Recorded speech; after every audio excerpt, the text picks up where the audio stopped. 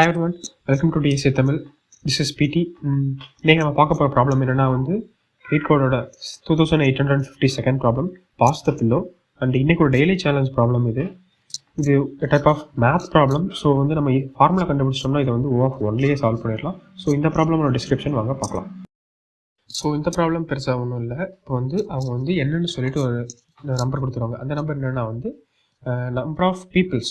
இப்போ வந்து இந்த ப்ராப்ளம் வந்து n = 4 கொடுத்துட்டாங்கன்னா மொத்தம் வந்து 4 பேர் இருப்பாங்க அண்ட் ஒரு பில்லோ இருக்கும். அந்த பில்லோ யார்கிட்ட இருக்கும்னா வந்து ஃபஸ்ட் ஆள்கிட்ட இருக்கும். இப்போ 4 பேர் வந்து வரிசையாக நிற்கிறாங்கன்னு வச்சுக்கோங்களேன். அந்த பில்லோ வந்து எல்லாத்தையும் பாஸ் ஆகணும். எப்படி பாஸ் ஆகணுங்கிறது வந்து இப்போ நம்பர் வந்து 5 அப்படின்னு கொடுத்துட்டாங்கன்னா வந்து மொத்தமாக அந்த பில்லோ வந்து 5 தடவை பாஸ் ஆகிருக்கணும். எப்படி பாஸ் ஆகும்னா இப்போ வந்து ஃபஸ்ட் ஆள்கிட்ட இருக்குன்னா அவர் செகண்ட் ஆள்கிட்ட கொடுப்பாரு, செகண்ட் ஆள் தேர்ட் ஆள்கிட்ட கொடுப்பாரு, தேர்ட் ஆள் ஃபோர்த் ஆள்கிட்ட கொடுப்பாரு. மொத்தம் 4 பேர் தான் இருக்காங்க. ஃபோர்த் ஆள்கிட்ட வந்துருச்சு பில்லோ. பட் நமக்கு இன்னும் வந்து எவ்வளோ தடவை நம்ம பாஸ் பண்ணியிருக்கோம்னா 3 தடவை தான் பாஸ் பண்ணியிருக்கோம். இன்னும் நம்ம 2 டைம் பாஸ் பண்ணணும். எப்படி பாஸ் பண்ணுறோம்னா இப்போ ஃபோர்த் ஆள்கிட்ட இருக்குது, அவர் வந்து தேர்ட் ஆள்கிட்ட கொடுப்பார், தேர்ட் ஆள் வந்து செகண்ட் ஆள்கிட்ட கொடுப்பார். ஸோ வந்து நம்ம டைம் வந்து 5 தடவை பாஸ் பண்ணிட்டோம். ஸோ இதுதான் வந்து ப்ராப்ளம். இப்போ இந்த இடத்துல வந்து n4 இருக்குது, டைம் 5 இருக்குது. ஃபஸ்ட் ஆள் வந்து செகண்ட் ஆள்கிட்ட பில்லோ கொடுப்பார், இது வந்து ஒரு பாஸ். செகண்ட் வந்து தேர்ட் ஆள்கிட்ட கொடுப்பார், இது ரெண்டாவது. தேர்ட் ஃபோர்த்திட்ட கொடுப்பாரு அண்ட் ஃபோர்த் வந்து திரும்ப வந்து தேர்ட் டே கொடுப்பாரு, தேர்ட் வந்து செகண்டை கொடுப்பாரு. ஸோ வந்து இப்போ வந்து 5 பாசிங் முடிஞ்சதுக்கப்புறம் யார்கிட்ட இருக்குன்னா செகண்ட் கிட்ட தான் இருக்கும். ஸோ இந்த நம்பர் தான் நம்ம வந்து ரிட்டர்ன் பண்ணணும். இது வந்து மேத் பேஸ்டு ப்ராப்ளம்னால வந்து நம்ம மோஸ்ட்லி என்ன ஃபைன் பண்ணணும்னா இதில் ஃபஸ்ட்டு வந்து எந்த டைரக்ஷனில் வந்து கடைசியாக வந்து பாஸ் ஆகிருக்கும் அப்படின்னு சொல்லி நம்ம ஃபைன் பண்ணணும்.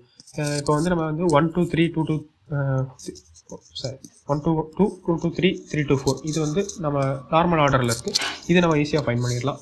சப்போஸ் இது வந்து இந்த ஆர்டர் வந்து ரிவர்ஸ் ஆகிருக்கா அப்படின்னு சொல்லி நம்ம செக் பண்ணணும். ஸோ வந்து அதை ஃபைன் பண்ணணும். அதுக்கப்புறம் வந்து எத்தனை ரவுண்ட்ஸ் வந்து நான் அது பாஸ் ஆகிருக்குன்னு சொல்லி ஃபைன் பண்ணணும். ஸோ இது ரெண்டே நம்ம ஃபைன் பண்ணிட்டோம்னால இந்த ப்ராப்ளம் வந்து ஈஸியாக சால்வ் பண்ணிடலாம். ஸோ நம்ம கோடிங் ஸ்டார்ட் பண்ணிடலாம். ஃபர்ஸ்ட் வந்து நம்ம வந்து எத்தனை தடவை டைரக்ஷன் வந்து சேஞ்ச் ஆகிருக்குன்னு சொல்லி ஃபைன் பண்ணிடலாம். ஸோ அதான் வந்து நமக்கு ரொம்ப கன்வீனியன்ட்டான மெத்தடாக இருக்கும். இப்போது டிஏஆர் சேஞ்ச் இதை எப்படி நம்ம ஃபைன் பண்ணலான்னா வந்து ஃபஸ்ட்டு வந்து ஒரு ரோவை கம்ப்ளீட்டாக நம்ம வந்து ஃபஸ்ட் பர்சன்ட்லேருந்து லாஸ்ட் பர்சன் வரைக்கும் பில்லோ பாஸ் பண்ணுறதுக்கு வந்து நமக்கு வந்து எத்தனை தடவை பாஸ் ஆகிருக்குன்னு சொன்னிங்கன்னா வந்து n-1 டைம்ஸ் பாஸ் ஆகிருக்கும். இப்போ ஏன்னா வந்து இப்போ 4 பேர் இருக்காங்கன்னா ஃபஸ்ட் பர்சன்ட்டு ஆல்ரெடி அந்த பில்லோ இருக்கும். ஸோ அங்கேருந்து ஃபோர்த் பர்சன்ட்டை போகணும்னா செகண்ட் பர்சனுக்கு போய் தேர்ட் பர்சன் போய் ஃபோர்த் பர்சன் போகும். ஸோ வந்து 3 டைம்ஸ் மூவ் ஆகிருக்கும். ஸோ இது வந்து n-1 கண்டுபிடிச்சிடலாம். ஸோ வந்து டோட்டலாக வந்து எத்தனை தடவை இந்த மாதிரி வந்து ஃபார்வர்ட் அண்ட் பேக்வர்ட் மூவ் ஆகிருக்கும்னா கொடுத்துருக்க டைம் டிவைடட் பை இந்த n-1. ஸோ இப்படி போட்டோம்னா வந்து மொத்தமாக வந்து எத்தனை தடவை இது மூவ் ஆகிருக்கு அண்ட் எத்தனை தடவை ஃபார்வர்ட் அண்ட் பேக்வர்ட் இது மூவ் ஆகிருக்குன்னு சொல்லி நம்ம ஃபைன் பண்ணிடலாம். So time divided by n-1. So இப்போ தான் இதுதான் வந்து நம்ம எத்தனை தடவை ஃப்ரண்ட் அண்ட் பேக் மூவ் ஆகிருக்குன்னு சொல்லி ஃபைன் பண்ணுறதுக்கான ஒரு ஃபார்முலான்னு வச்சுக்கோங்களேன்.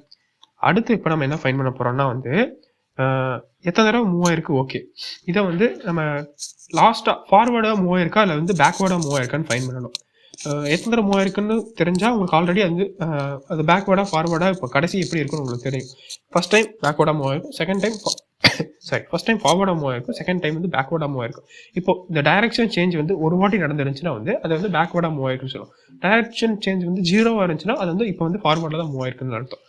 ஸோ இதை வந்து நம்ம ரேண்டமாக ஏதாச்சும் ஒரு வேரியபிள் வச்சுக்கலாம். இப்போ வந்து ஏன்னு வச்சுக்கலாம்னு வச்சுக்கோங்களேன்.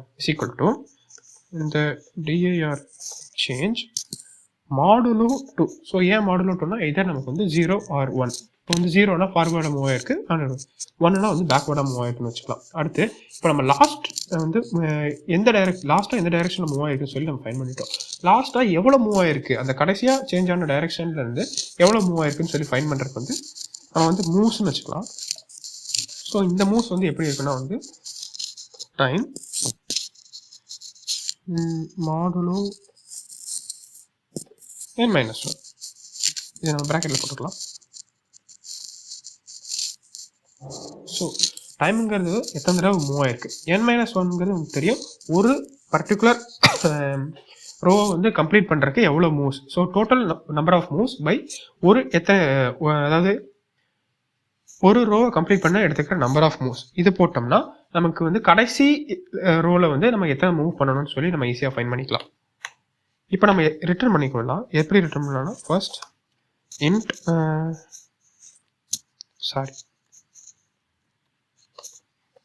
If sorry for the mistake if direction change, அதாவது அன்டிஏ அன்டிஏனா வந்து ஃபர்ஸ்ட் ஃபார்வர்ட் டைரக்ஷனில் மூவ் ஆயிருக்கு அப்படிங்கிறதுக்காக அன்டிஏ ஃபார்வர்ட் டைரக்ஷனில் மூவ் ஆயிருந்து நம்ம எதை ரிட்டர்ன் பண்ணோம்னா வந்து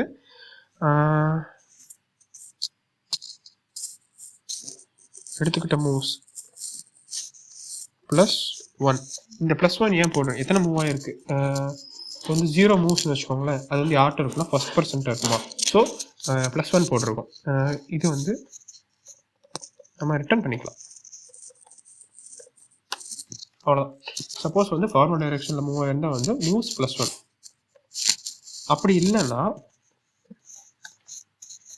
n மைனஸ் மூவ்ஸ், அதாவது பேக்வேர்ட்லேருந்து எவ்வளோ மூவ்ஸ் ஆகிருக்கோ ஸோ அந்த இண்டெக்ஸ் தான் நமக்கு வந்து ரிட்டர்ன் பண்ண வேண்டியதாக இருக்கும். ஸோ இந்த கோட் ரன் ஆகுதுன்னு பார்க்கலாம், அவ்வளோ சிம்பிள் கோடு தான். அக்செப்டட். சப்மிட் ஆகிருந்தா நினைக்கிறேன், பிகாஸ் ஆல்ரெடி நான் சால்வ் பண்ணி சப்மிட் பண்ணி பார்த்துருக்கேன். Okay, successfully submitted. See you in next video. YouTube சேனலுக்கு எல்லாருமே லைக் பண்ணுங்க, ஷேர் பண்ணுங்க, சப்ஸ்கிரைப் பண்ணுங்க.